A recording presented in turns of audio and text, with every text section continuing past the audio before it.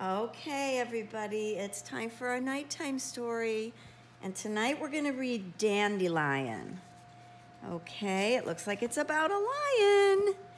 There he is. One sunny Saturday morning, Dandelion woke up, stretched and yawned, and jumped out of bed. After doing his daily exercises, Dandelion looked out of the window, blinked his eyes, and said, "I wonder if the mail has come."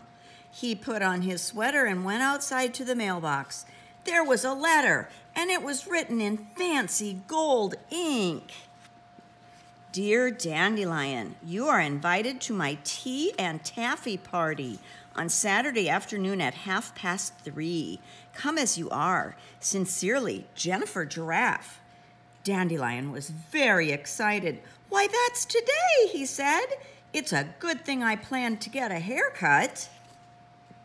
As soon as he had washed and dried the breakfast dishes and made his bed nice and neat, he ran down the street to the barber shop. Lou Kangaroo had a chair waiting for him. First, he trimmed Dandelion's hair and then gave him a shampoo. Look at that. Dandelion thought he should have a manicure too, get those claws fixed up. When Lou Kangaroo had finished, Dandelion looked a bit foolish. His mane was frizzy and fuzzy and completely unrulish. "Maybe a wave would help," Lou suggested, showing him a picture in the latest fashion magazine for lions. What the well-dressed lions are wearing this year. Dandelion agreed. This is exactly what he needed. So Lou went about curling his mane. Oh boy, he looked magnificent. But now Dandelion thought he really should wear something more elegant than a sweater to the party. "The jacket is the very newest style," said Theodore the tailor, "and it just fits you. All you need now is a cap and a cane. Happy Crane will be glad to help you." What a dapper dandy he had suddenly become. "It's nearly 3:30, said Dandelion. "I've just time to get something for my hostess." Oh my, a bouquet of dandelions would be perfect. He knew this tall door very well, having been here many times before. Well, I guess Jennifer Giraffe must have a tall door in her house. He rang the bell. When Jennifer Giraffe opened the door, she looked very surprised. "Yes," she said, "what can I do for you?" "Why, I've come to your party," he answered. "Oh, I'm sorry, sir, but you are not anyone I know," said Miss Giraffe. "You must have come to the wrong address." And with this, she closed the door right in poor Dandelion's face. "I'm Dandelion," he roared. "You've made a mighty mistake." But there was no use knocking. The door stayed tight shut. Dandelion began walking back and forth, up and down the long block he paced. And as he paced, the sky grew dark. Then a sudden gust of wind sprang up and blew away his beautiful bouquet.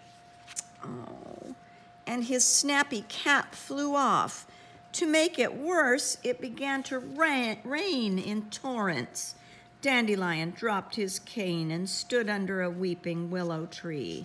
I bet he wanted to cry. But the rain poured down through the branches.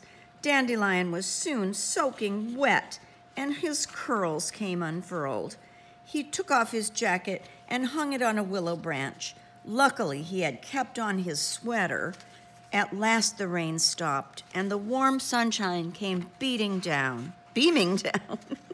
Dandelion decided to sit on Jennifer Giraffe's front steps until his mane was dry.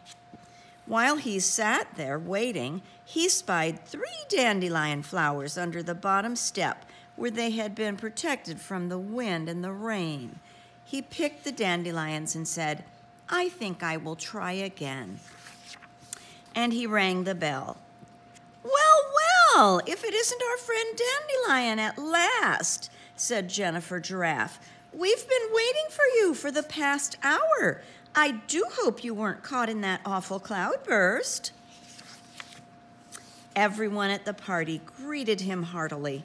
Later on, when all her guests were enjoying tea and taffy, Jennifer Giraffe told Dandelion about the silly-looking lion who had come to the door earlier.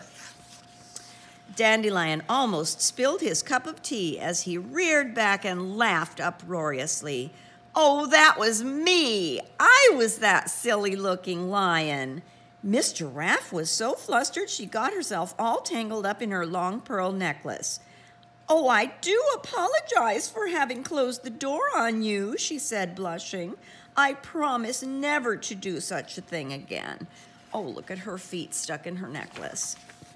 "And I promise you I will never again try to turn myself into a stylish dandy," said Dandelion as he sipped his tea. "From now on, I'll always be just plain me." I guess it's always best to just be ourselves. Good night, everybody. I love you.